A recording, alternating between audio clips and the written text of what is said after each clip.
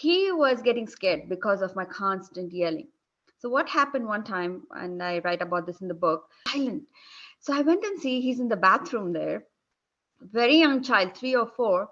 He's trying to clean up after himself. He had taken his, I was like, what are you doing? He's like, Mommy, I'm trying to clean up. Don't be mad. Like a small child. That kind of broke my heart. Welcome to the Holly Hall Show. Let us explore the deeper meaning and purpose of life. This show delves into the mysteries of spirituality, the nature of consciousness, and the pursuit of the transcendence in the world that often feels chaotic and confusing. Each episode features thought-provoking conversations with experts in the field of philosophy, psychology, spirituality, and more. Sit back, relax. Hi, everyone. I am interviewing today SAPNA. She is the author of Yelling to Zenning. It's a new book that's out. You definitely have to grab your copy. We'll find out from SAPNA all the details of where we can do that. But we're also going to talk to her about her story. How did she find herself writing a book from yelling to zenning, which I think is a brilliant title for it. And she's also a client of mine. So we're also going to talk about her journey to getting to becoming an author. And of course, there's a whole personal story behind that. And also some of the work that we did, the deep dive work that we did together to get her to be in a better place with it as well. And some of the remote viewing, which is going to shock some people. In my remote viewing with her, she had a correspondent who's someone a bit popular, very popular actually. We'll talk about who he is and how I saw that it was important for her to start a dialogue with him about the book, which she was resistant to do, but it turned out to be a very successful conversation between the two of them. So Sapna, welcome to the Holly Hall Show. Thank you so much for having me, Holly. It's such a pleasure talking to you, always. Oh, thank you. You're so welcome. So let's just talk a little bit about your story. What is the meaning behind, or the passion or the inspiration behind your book, Yelling to Zenning? I wanted a place where I could put in my experiences in parenting, from parenting in one place. I have young mothers asking me often, where can we learn about your journey, or how did you get to where you are now? When people kept asking me, I thought, yeah, I think I need to write a book about this, about my journey, and taking that conscious parenting tools that I learned and put it in one place, like how I applied them in my own parenting journey. So that's how the book came up. I thought people should read about this so they don't feel alone. Basically, when I started my parenting journey, there was nobody there talking about the struggles of parenting. It was supposed to be all sweet and cute, and a parent should know it all and how the parent has in control. But nobody spoke about the backside, the behind the scenes of parenting, the struggles of it. So I thought, yeah, I need to share my story. Thank you. And I love the title. I know it took you a while to get to that title, but it very much speaks to what the book is about. Exactly that. And I can't, and unless, if you're listening and you're a parent, you've said you've never yelled at your kid, I call BS, because all of us at one time or another have yelled at our kids, if not more often. And I remember a time in my life where I was that. In fact, my daughter remembers it. She said that was, I know she called me mean mommy. So she was about 8 years old. And I remember her saying, yep, I remember mean mommy. And that was when I was very unhappy with my job. It was a highly stressed job. I was getting reprimanded constantly at work because of mismanagement. And it was a physical job as well. So mentally and physically, I came home with just a short fuse, a very short fuse. So even though she may have been being reprimanded for certain things, my level of my tone in my voice, it was elevated because I was not in the mood. And so I think we're humans, and fortunately I left that job when she was 6. So that's why she remembered, because she saw a change after that. So I think that's important, that we honor that side of us. And I want to use that segue that you did take the conscious parenting coach with Dr. Shefali, just a shout out around that course, and you follow her work on conscious parenting. And I know a few of her students or a few of her followers have also followed up with writing similar books because of taking her course of conscious parenting. And that was her first famous book, was Conscious Parenting, which is when I met her as well. And I think the yelling to zenning, I like that zenning part. So do you talk a lot about meditation? Is that where the zenning part comes into? And what is your full name, by the way? I didn't want to botch it up. So, because your full name is the author title of your book, which you can get on Amazon, correct? Yes, that's correct. It's Sapna Radha Krishnan, 4 syllables, but people call me Sapna Rad. It's easier. But if you want to look it up on Amazon, it's Sapna Radha Krishnan. It's 4 Okay, and it's syllables. yelling to zenning. They're going to find it right away. And that's that beautiful book in the background. I love the tones and the colors of it as well, too. So what is the zenning? Obviously, I think we kind of know the yelling part. What is this zenning information in your book? Yeah, the Zenning information, it's a small part, but I write about my story first. I want other parents to relate to Okay, what I've give written. us a short version of that story. Okay, here's the thing, the story I write about the story in the book. So when my son was about, I don't know what time, what age they potty trained, I even forgot the age. But when he was getting potty trained, he was having accidents. And that was driving me crazy on top of, I would turn into some kind of a monster, sort of screaming on top of my voice, because I would have just changed him. I'd have taken him out, and he will have an accident. And it was driving me crazy. And this child, new on this planet, trying to understand their body, trying to understand their control systems, he was getting scared because of my constant yelling. So what happened one time, and I write about this in the book, that I didn't hear any sounds. I just finished my work, and I'm looking for him. It was silent. So I went and see he's in the bathroom there, very young child, 3 or 4. He's trying to clean up after himself. He had taken his, I was like, what are you doing? He's like, Mommy, I'm trying to clean up, don't be mad. Like a small child. That kind of broke my heart, that I had scared him so badly that instead of coming to me, he was trying to take care of himself at such a young age. That kind of woke me up. I'm like, okay, this is not what I want. I want my child to come to me. His first thought should be, let me call mama, rather than, oh, I'm scared to call her, she's going to kill me. I didn't want him to think that way. So that's one Yeah. story. But So hey, I got to give him some credit though, and use some credit. Somewhere you taught him responsibility. Like, oop, this is my responsibility. It's my poop. I better clean it up. the So there's a responsibility, little light around the little shining silver lining around the cloud. Okay, so you realized, oh my gosh, my son is freaking out now too. I've got to do something about this. yeah, that would have led to a disconnection on a long run. And me, I would have soiled our relationship with so much yelling. There would have been disconnection, and I wouldn't be enjoying. And I'm very proud, I enjoy a very connected relationship now as a teenager with him, and that is because of my work. Yeah. And you know what? This could have manifested into something physical. He could have had problems with, going to the washroom or even going in public places to the washroom, that this could have manifested into a fear around going to the bathroom. So good for you. And then, so how did you turn it around? What did you do? So for me to be able to handle whatever comes up, shows up in the form of a struggle in him, I should be able to handle it. And for me to be able to handle it, I had to do my inner work. Like, why was it like children are slow, they are present, they are soaking up their environment. He would wake up in the morning, take some time to dress up, and I was so anxiety driven to get on time at some place, and I was forcing him, pushing him, stuffing his breakfast. I'm not very proud of all this, but again, I'm not judging myself. That is what it was back then. But this child, I was rushing him, and this, I was putting on my own trauma of being late to school onto him, trying to protect him from all the feelings I felt. And this was not helping, actually. I was just dumping my own traumas on him.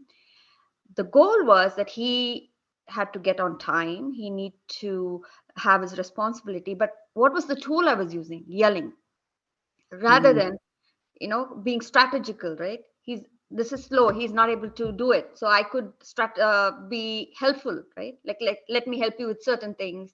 I could wake up 10 minutes earlier. I could wake him up 10 minutes earlier. I could, have him eat something in the car if we are running late. But none of that required yelling. I mhm. needed to be a partner. And the yelling came from my own unhealed baggages, the old traumas. That was a big aha for me. Oh my God, it's me. I need to look into my own stuff. That's how Right. it started. And the zenning part is when you're cool, I have so many choices, suddenly, so many choices. Like I said, I can wake up early, I can wake him up early, I can lay out his clothes earlier, I can, pack something before night so he's not rushed. So many options. But how do I get to those options? Through Zenning. Through that Zen, we can look into those options. Otherwise, we are defaulting into our old patterns of yelling, the same old things. Right. I know a lot of people can relate to this, whether it's themselves having their experience with their own parents or them having this experience story as well with their own children. Because like I said, we have times in our life, even pockets in our life where, I mean, kids forget that we're humans and we have a life and we have issues and we've got jobs that we don't want to go to or that we're in a hurry to get to, or possibly we want to keep the house calm. I hear this a lot with my clients when their husband comes home not in the best mood, then they're trying to get the kids to be good and pick things up and be calm and prepare this house for, and this can affect the children as well. But we do have to also teach our children to take responsibility for their reactions. Somehow we teach them this. And how do we teach it? We teach it by example, just like you did. You are taking responsibility for your own actions and you changed things. And even though that's not a verbal conversation you're having with your child, you're not literally, putting it on a whiteboard going, look at what we did when you were 8. She did this and she did that. So when we plant seeds like that, sometimes we don't see if it's affecting the children right away, but later on, like you said, you have a great relationship with him as a teenager as well. So the zenning part for you is just more of looking at a calmer, quieter, more productive way to get the results that you want, which is we need to get out of this house at a certain time, right? Yeah, and what can I do about it? What are my options? What are my choices? What is easy for me? But Yeah. it's hard to look into those choices or options if we are defaulting into our old patterns of raising the voice, trying to control, feeling anxious. It's hard to get to those choices I from had that. that conversation with, and your child is a different personality than you are. And this is something we have to observe as well. I had that conversation with a client who struggles to get her child just out of the house and get to school on time. And because she drives her child to school, and her child's 12. And after having a longer conversation, I found out that the school is only a 10-minute walk away. She actually doesn't have to drive her to school. And she didn't want to eat. Like, she would sit there for breakfast and didn't want to come to the breakfast table and didn't want to eat. And I was like, put a banana in her backpack and make her walk to school. She's 12. Well, she won't get there in time. Well, then she has to suffer the consequences, right? That's part of conscious parenting. The teacher's going to be upset. All the kids are going to be looking at her. She's disrupting class. Yeah. Just do that for like a week and she'll probably change her game around that. Right now, you've got this intense dialogue of mother-daughter fighting every single morning. Yeah. There's a big giant fight. And I think at 12, I mean, I was walking to school when I was like 7, and it was a half an hour walk to school. And so we can do it. Now, what advice would you give to a parent who's got a younger child who just doesn't even want to get out of bed? Now, there are so many reasons why. First, we need to look into why is this child not getting up in the morning? Because children are curious beings. They like to jump out of the bed. They like to learn. They like to play. I So why is the child having trouble getting up in the morning? Is the child sleeping late? Is the child, see, we can get to the strategies. But if the parent is getting worked up as to she's not getting, or he or she's not getting up in the morning, that is because something is bothering them from their own unhealed self. Because there's so many strategies. Child is not waking up. I had a client one time who complained, my child is not waking up, my child is not waking up. And I asked them, why is, have you ever considered, he's a teenager, have you ever considered how tired he must be with all the activities? They're focusing on him not waking up rather than why is he sleeping? Why does he need to sleep so much? Is he tired? Is he, is he going through something, turmoil, some kind of a relationship? Is he Sometimes they're up late on their devices. yeah, but if they're coming up from a story that a child should wake up so and so time and should be this, then they will be acting out from those stories and those belief systems and those traumas rather than troubleshooting why is the child not waking up. And if they have to, do they have to wake up? Because sometimes you don't have to, if they have a longer morning, why not? Why can't they sleep? Because we have these stories. I have mothers, Holly, coming up and telling me I have trouble waking up. And my question to them is, why do you need to wake up? If you have that, the space that you can sleep an hour extra, because they have a story going on that you have to wake up early. You wake up early, wow, fine. But why? Just because Yeah, they think if I don't wake up, I'm lazy. That story is making them pressurize, guilt, beat themselves up. So when I ask them, why do you need to wake up? If you can sleep and get some extra 1 hour of rest, why not? Suddenly they're like, yeah, why am I putting so much pressure? So we don't see that's the why. true. That's great. That's great advice. And I find that, so I want to segue to that too. So you're also a parenting coach. What is your website? It's Or the content? sapnarad.com. SAPNARAD.com. Okay. So yeah, I found that as well too. I had a client who was about her daughter with math, and she was about 11 years old. And they were getting tutors and everything. She just wasn't doing very well in math, which is a lot of us girls, we get that. I didn't do well. I had to have a tutor in math as well. But back in my day, I could fail like grade 7 if I didn't do well in math. In this day and age, you can't fail in grade school. In high school, I think you can in some places, but in grade school, you can't. So I was saying to her, is she going to be a mathematician when she grows up? No. Scientist? Probably not. Yeah. And even if she is, she'll learn it later on. I think the pressure that you're putting on her, and then she couldn't get her up in the morning either, which means she didn't want to go to school because there was math. The whole struggle with math was just ruining everybody's life. And to this day, I'm glad I know the basics of math, but everything that I learned in math, like geometry and fractions and algebra, I've never used it and don't really care about it. But if the struggle that they have with their parents around it and their school, that they're going to remember forever. Oh, yeah. That's going to affect them forever. So sometimes, yeah, you got to pick your battles, right? Pick your battles, because they're going to figure it out sooner or later. If he wants to be a mathematician, he'll figure it out. So true. Priority, right? Priority. Yeah. Yeah. So I think it's not, but there are certain cultures and also certain parts of the world where academia is extremely important. And there's a lot of pressure on children around that. And it's interesting. I was reading an article yesterday where where schooling started. And it used to be hundreds of years ago where you would just think that's what Sunday school was. You would just go to school for a couple of hours on Sunday when the parents went to church and learned a few things. Other than that, you worked on the farm, you worked at home, you help your mom and dad as soon as you can. And that was it. You worked you contributed to your community. Schooling was not a massive byproduct. Now it's a money-making byproduct of being human right now. And I don't think it's as important as we're making it.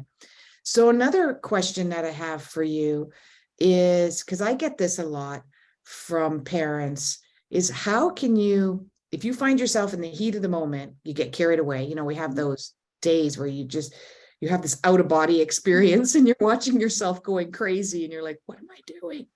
How do you stop it immediately? What would you do to stop it immediately. So it's helpful for your child as well.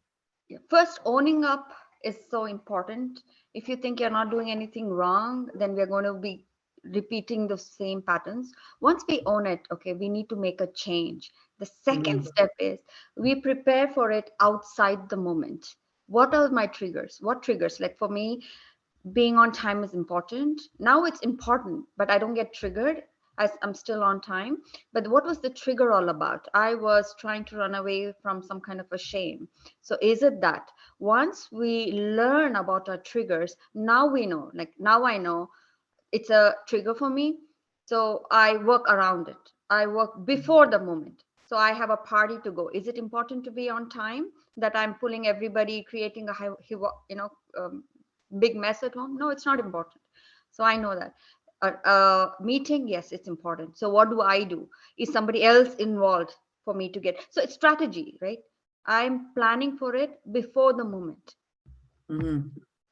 Outside of that moment, I'm prepared. I So have one. preparing. Yeah, preparing helps. And initially, what I did, I knew certain triggers, and sometimes it, like you said, it takes over you. I knew at that point I'm creating this fear in my child. I would tell him in the moment when I'm yelling, I would tell him, this is not about you, it's about me. I'm going through something, don't make it about you. I would Yeah. tell him that Yeah. and step That's good for away. you. Boys are so much easier than girls. I will tell you that much. My daughter, I would stop myself and go, you know what? I'm sorry. I'm out of line. Mommy's having a bad day. Or there was one time when I would have a habit of saying no to something right away, or yes to something right away. Sorry, that's the people pleasing in me. I would say yes to something right away. Like, can I go over to a girlfriend's place? Oh yeah, sure. Then after I'd like, oh, what girlfriend? Where are you going? Is her mom home? So I'd come back with all these questions, right? And then if I didn't like, the answers, safe for her, I'd go, no, I'm sorry, you can't go home. When her mom's home, you can go there. And she would get so mad at me. And I'd say, I'm so sorry. I'm just that kind of person who thinks later because I want you to do these things. So she got mad at me. I liked how brave she was. She got mad at me. She goes, Mom, I hate it when you do that. And I did it because my mother would get mad at me and never explain anything. Mm. And so I thought, I'm going to be that parent that's transparent. I'm going to be transparent with my child. And so but that made her mad because when I acted that way, she was mad at me and she liked being mad at me. And then when I came back and apologized or explained myself, she felt guilty for being mad at me. Mm. So she was like, I hate it when you do that. And I'm like, I'm sorry, I'm about communication, girl. So I'm not changing that part. But she jokes about it now. She's in her 20s and she goes, Mom, it's all about communication. Got to talk about everything. Yeah, that's true. Yeah. And It's your sometimes point. Go ahead. communication, we need to give the words. We don't have the words. First, we have to get those words. And then we have to give the words because children don't know. They don't have the skills yet. So we have to tell them, give them those words so they mirror back those words to us when needed. And it starts from us, like, as you know. And then and I think age appropriate. There are certain, a window, like you kind of know your own child, like what Mhm. if you try to know your own child, what they can handle and what they can't. Mhm. Like mine used to say a lot, I am the worst daughter in the world. I'm the worst daughter in the world. And she did that a lot. And I said, no, you're not, honey. You're the best. It's, just things happen. That's life. Everybody does things and acts certain ways. Then she got a certain age in her early 20s when she said that. And I said, you're going to stop that. Mm. That's a big guilt trip. I'm not, Mhm. I'm not taking ownership of Mhm. making you feel better because you think the worst mom, you're the worst daughter in the world. Yeah. And so she was a young adult at that point. She didn't like it. She got pretty mad. But there was a time where I was like, I'm not going to have this guilt trip dialogue with you. But I wouldn't have done that when she was 10. Mm. That wouldn't have been appropriate. That was her way of dealing with feeling bad. Mm. Um, so I think with your book, when we did a lot of coaching together, Mhm. as me as an astrologer and looking up me as a clairvoyant remote viewing. And I just want to change gears here. You practice NLP, neuro linguistic program, like I do. and I've been certified with another NLP practitioners, 2 different ones. But Richard Bandler, if anybody knows neurolinguistic programming, you've got to check it out, because it is all about your thoughts.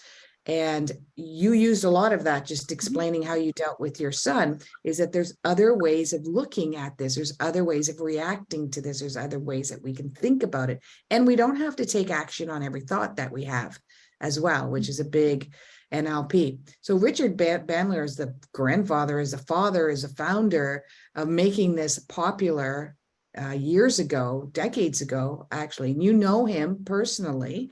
And I said to you, there's somebody that you know that's very popular or very famous in this, and this, you need to reach out to him about your book. And she goes, oh, that's Richard Bandler. No. And I'm like, Richard, what? You know Richard Bandler? And you're writing a book using NLP. You need to contact him. So tell us what happened. Oh yeah, he has been my mentor for a while now and very dear to me. But there's a level of respect, there's a level of, I can't just, I have his number, but I can't just text him, yeah. We are not texting buddies. And so you told me reach out to him, and I'm like, what? No, there was immediate resistance in me, because big resistance you had. I was like a dog with a bone. I kept bugging you and bugging you. Big resistance, because I didn't want to cross the line with him. But he's a sweetheart. But I didn't want to be asking for something because of, again, stories, right? We are so hesitant. We are easily giving, but when we have to ask, the resistance comes up. All the stories come up. What would have happened, Max? He would have said no. But just asking and hearing that rejection from him, the thought of it was a little scary.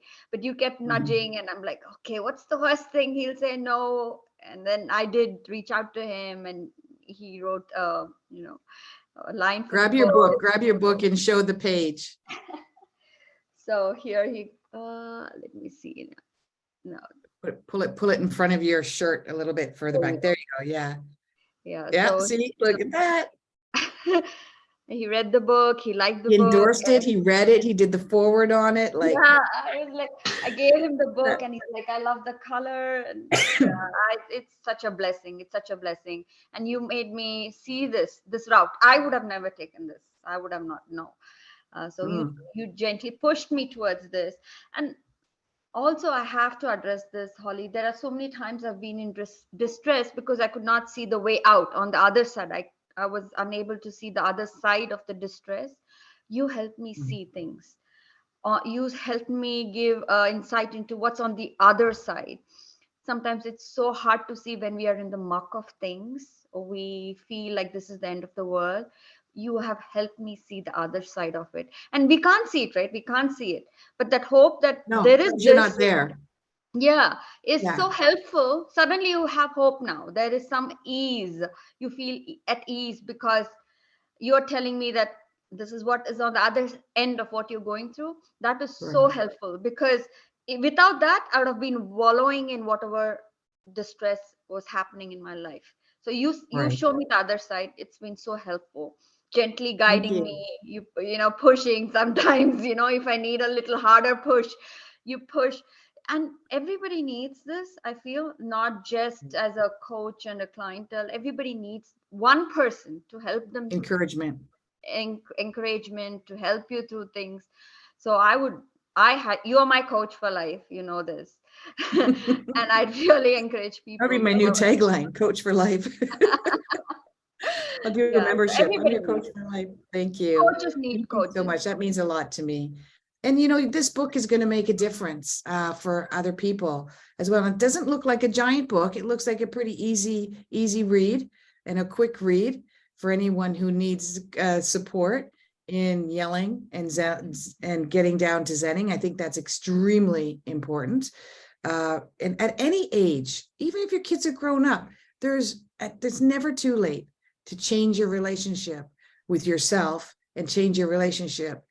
And I think that some of the experiences that you've had with me and what you had with Richard Bandler, and then writing the book, and even taking a look at your own vulnerabilities and your blocks that were holding you back, around the book is extremely important journey for you. So not only when you're an author of a book or you birth a business, the journey to get there is, people don't see that. They just see you open the door, or they just see you sign your signature on a book before you give it to them. They don't realize a journey to get to that place. So I really am honored, and I thank you for sharing that journey. And I know it's going to help a lot of people. I've got a lot of clients that are authors, and I know the journey that they go through. It's quite a struggle. Some write a book in 6 months, some are in their 6th year, still haven't finished the book and working on it, taking breaks from it, because it's, most of the time, it's a very vulnerable journey. Mm-hmm. You know, unless it's nonfiction, unless it's fiction. And then that day, then there's like creator's writer's block or something that's not really, unless it's, or it's a personal story and you're not telling people it's a personal story. So thank you for sharing. What is there any last thing that you would like to share with other people, that you would like to advise other people? Do you have another book? Do you have another book in your head you think you might be wanting to write? In the future, yes, but I want to focus on the journey of this book right now. Good. It's been good. The journey has been good. The conscious parenting tools that I learned have been fabulous. So you will see yourself in the book. You'll see my way out of the distress, out of whatever I'm going through. You'll learn tools, tons of tools and strategies. The stories, I have put in cute stories from my life, from my wisdom teacher. It's an easy, fast read. You can finish it within a day, and it's fun. If we have a choice, why be stuck? Yeah. I always tell people, when we come here to grow, our souls, we come in as human form to grow and to learn. And there are 3 most important factors that teach us the hardest lessons in life.